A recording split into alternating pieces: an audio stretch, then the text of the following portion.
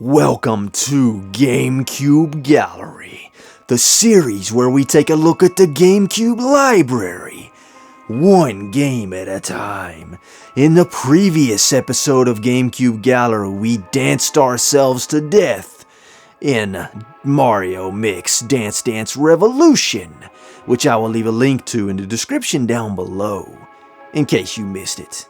In today's episode of GameCube Gallery, prepare to be scared as we take a look at the survival horror game, Eternal Darkness, Sanity's Requiem.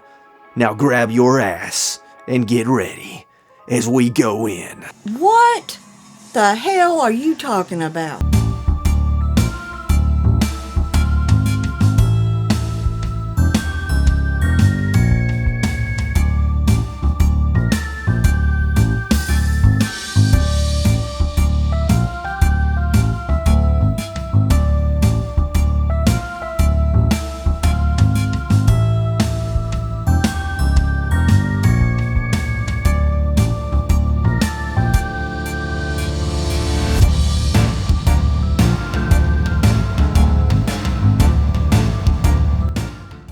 Before we get into today's video, let's take a quick look at a short promo video for another YouTuber that you should check out, and that YouTuber is JorGoGo, and I'm going to let him tell you all about his channel right now. Hey yo, you frickin' fricks, I'm JorGoGo, and this is where all kinds of bad crap mahoogity can ensue. Mainly, yelling about video games. Platformer, retro, FPS dating? Y'all ain't ready for the meat I'm cooking. No horny. Movies, shows, rants, and hints? All for the low cost of press that frickin' red button or I'll grab your wrist and shove it up my butt. I don't know, check it out or something. I think it's pretty cool. Nintendo and mature-rated games are two things that are not typically talked about in the same sentence. Going back through the history of Nintendo games and consoles, the company typically distanced themselves from mature-rated games even from a third-party perspective. Well, all that really started to change in the GameCube era, and you began to see a ton of mature-rated games hitting the console. Games like Resident Evil 4, Blood Rain, Mortal Kombat Deadly Alliance, True Crime Streets of LA, and so many more were published to the GameCube from a third-party perspective. But much to the shock of everyone at that time, Nintendo themselves actually published two mature-rated games on the GameCube, both of which they hired out other development studios to develop, so technically they are not true first-party developed games. One such mature-rated game is the awesome first-person shooter Geist, which was released in 2005. And I did an episode of GameCube Gallery on Geist. If you want to check that out and learn more about the game, I will leave a link to that in the description down below. But Geist wasn't the first mature-rated game published by Nintendo on the GameCube. The other game is Eternal Darkness Sanity's Requiem,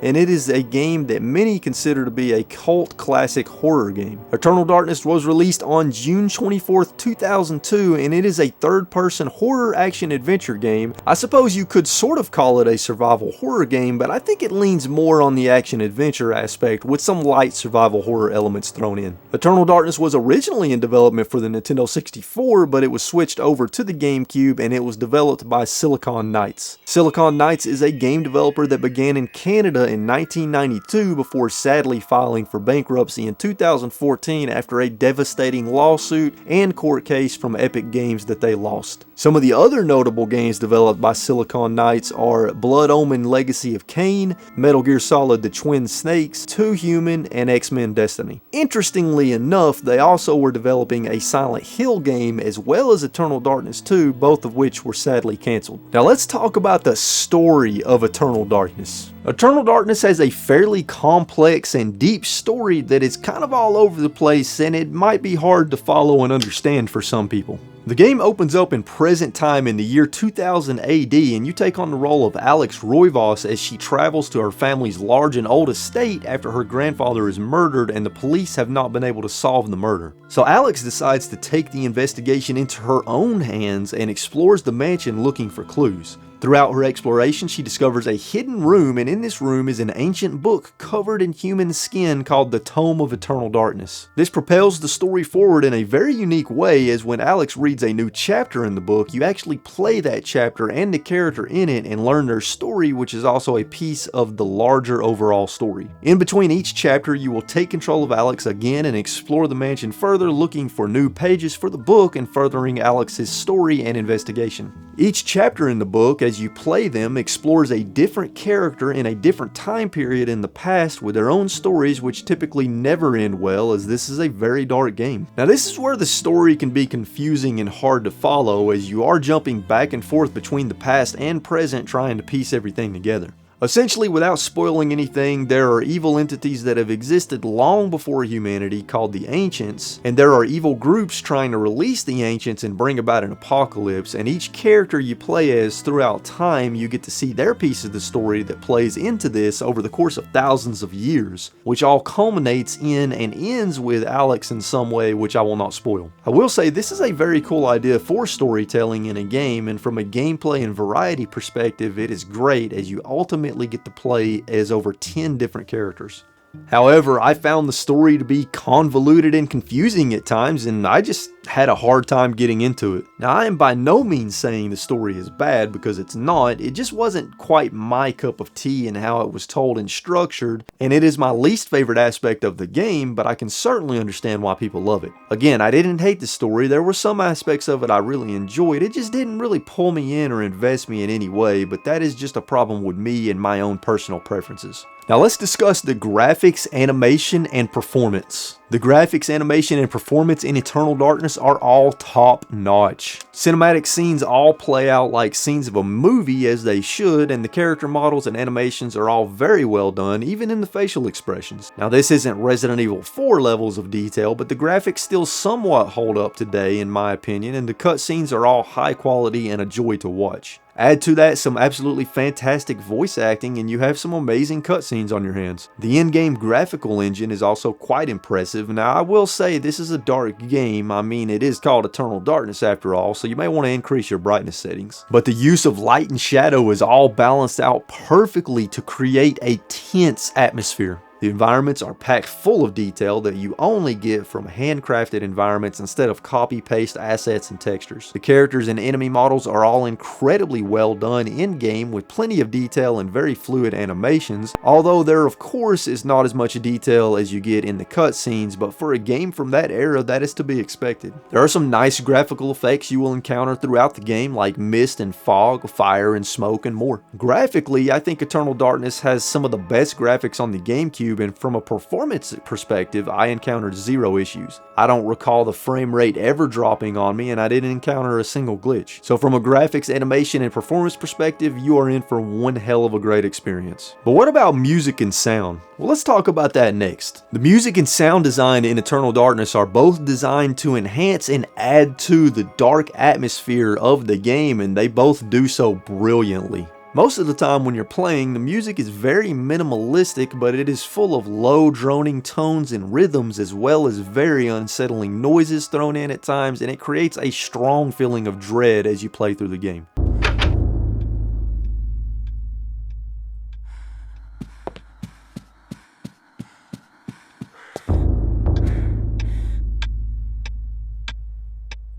Now there are times when the music is more pronounced and more musical, like when you play as Kareem. The music has sort of an epic Arabian sound to it, but it also has that edge of dread and darkness thrown in.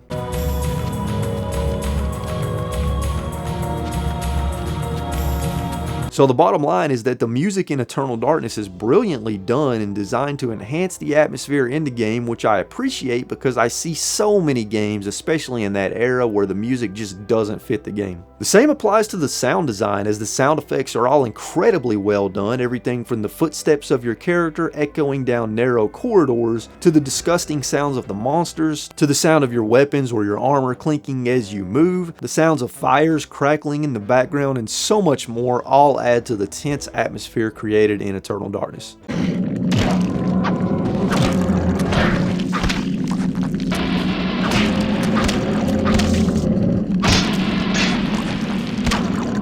Some of the most unsettling moments from a sound design perspective is when a character enters the realm where they find the Tome of Eternal Darkness, and you can hear the screams of hundreds of tortured souls that get louder as you approach the book.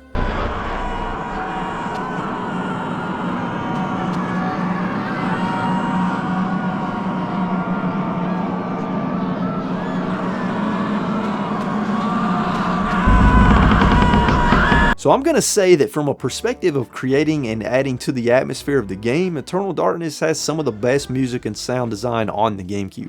Now let's talk about what is the most important thing about a game to me, and that is the gameplay and the fun factor. The gameplay in Eternal Darkness is similar to other action-adventure and survival horror games, but it has its own unique things thrown in as well. You will be alternating between exploration, combat, and some puzzle solving, all of which is from a third-person perspective. As you explore each character's environment, you can examine many interesting things you see in the environment, and like most survival horror games, you will get a close-up view of that thing with some information about it displayed on the screen. Sometimes this will result in you finding an item or weapon, finding a secret button or switch, or learning important information that will be used later in the game for a puzzle or secret. The environments themselves are mostly linear with the exception of the mansion, so don't expect a lot of deep exploration here, but there is enough there to scratch that itch. As you progress through the game, you will unlock magic spells that further allow you to explore the mansion as Alex. Some of these spells include the ability to enchant an item or weapon with the energy of the ancients, and there's also a spell for revealing hidden objects. These allow you to explore more of the mansion. There are some puzzles to solve in Eternal Darkness, but most revolve around finding certain objects or using the right spells at the right time, but there are a few puzzles that are a bit more involved and devious. One thing I absolutely love about Eternal Darkness is the camera. You never have to control the camera. Everywhere you go in the game, the camera is pre-programmed to move a certain way to always give you the perfect angle you need, and it is done so brilliantly, and it creates a much smoother gameplay experience because oftentimes in games, even now, the camera can be an issue and an annoyance. But the best part of Eternal Darkness gameplay is the combat and the way they use the sanity meter. Let's talk about the sanity meter first. As you play and encounter monsters and creatures, your sanity meter decreases, and as it decreases, you will start to experience hallucinations in the game, and of course, if it decreases too much for too long, it will kill you. These hallucinations are a fun part of the game as they are sometimes done so well that you think it's just part of the game and you don't realize it's a hallucination. For example, the walls and ceilings will bleed, you will sink into the floor, doors will all of a sudden lock, you might hear someone knocking on a door, you might enter a room and turn into a zombie, and so many more things that affect your character in the game. But the best effects are the ones that affect you as the player, and I don't want to spoil all of them, but here are a few examples. Your volume may appear to start decreasing on the screen, making it seem as though your TV is messing up. Your GameCube will act like it is deleting your save files, making you think you are about to lose all your progress. The game might randomly appear to reset back to the title screen, and so on. There are so many examples of this, and sometimes when you aren't thinking about it, they might trick you for real. This was such a cool and unique idea for a game, and I don't think I've ever seen it replicated even to this day. The combat is another huge aspect of the game, and it is also very well done and with a good bit of variety as well. As I stated earlier, throughout the course of the game, you will take control of over 10 characters, and they will all have their own weapons, stats, and items, as well as spells you unlock as you progress. This results in a good variety in the combat. Most of the combat revolves around melee and ranged weapons. You will use everything from swords to maces, flintlock pistols to shotguns, and more. There are also some spells that can be used in combat as well, like Enchant Item, which if you enchant it correctly, it can result in more damage with your weapon, and also Damage Field, which creates a zone that damages enemies that enter it. But one of my favorite aspects of the combat is that you can individually target an enemy's head, left arm, right arm, or torso, and some enemies have specific weaknesses if you target the correct body part. But almost every enemy requires you to knock them to the ground and perform a finishing blow to kill them for good. There are of course boss fights and stronger enemies you encounter, and these battles can be quite difficult at times, especially if you are low in resources such as ammo and healing items. As a matter of fact, I would say that in general, Eternal Darkness is a fairly difficult game, especially in your first playthrough, but once you learn the mechanics and some of the tricks in combat, it really isn't that bad. It is a decently lengthy game too, as it will take you between 13 and 15 hours to complete on average and around 30 hours for completionists, which makes the fastest speedrun very impressive at 1 hour 30 minutes and 13 seconds. If you want to check out that speedrun, I will leave a link to it in the description down below. But overall, from a gameplay and fun factor perspective, Eternal Darkness is incredible with several unique and original gameplay mechanics and elements that will leave a lasting impression on you for quite some time. Eternal Darkness is one of those games that is so expertly crafted and full of originality that it becomes a cult classic, and it is talked about for many decades to come. While the story didn't really pull me in or interest me that much, I acknowledge that it is an interesting story and the way it is structured was unique but also messy at times. The graphics and animation are some of the best on the GameCube, and there were no performance issues that I encountered. The music and sound design were phenomenally done to enhance the dark and brooding horror atmosphere the game sets out to accomplish. And the gameplay and fun factor is up there with some of the best games of this genre with a ton of uniqueness and originality. Eternal Darkness is up there as one of the best games on the GameCube, and if you are a fan of survival horror games or action adventure, or you are looking for a game unlike anything you have ever played, then do yourself a favor and check out Eternal Darkness Sanity's Requiem. You will not regret it. The critics and users agree as well, as on Metacritic the average critic score is 92 out of 100 with 41 critic reviews, and the average user score is 8.7 out of 10 with 232 user ratings. So needless to say, Eternal Darkness is universally loved and praised. Unfortunately, this didn't really translate to great sales, as it only sold around 340,000 units in North America and around 440,000 units worldwide. The low sales could be due to the fact that it was a new IP, combined with the fact that it was an M-rated game on a Nintendo console, which I can't imagine in that era helped too much, with Nintendo still being perceived as family friendly. There was at one point an Eternal Darkness 2 planned, and sadly that was cancelled. Then the company tried to crowdfund a spiritual successor called Shadow of the Eternals, and that was cancelled as well. Eternal Darkness Sanity's Requiem is one of the harder to find GameCube games, and it has become quite expensive. At the time of this recording, price charting shows the average loose price at around $65, the average complete price at around $92, and the average new price at around $260. I'm seeing current eBay listings as well as recent eBay sold listings for around $85 complete. So I would recommend buying Eternal Darkness soon, because the price will likely continue to increase, and this is a game worth buying not only from a GameCube collecting perspective, but also because it is just a badass game that is 1000% worth playing. Well, there you have it, folks. Today's episode of GameCube Gallery on Eternal Darkness, Sanity's Requiem.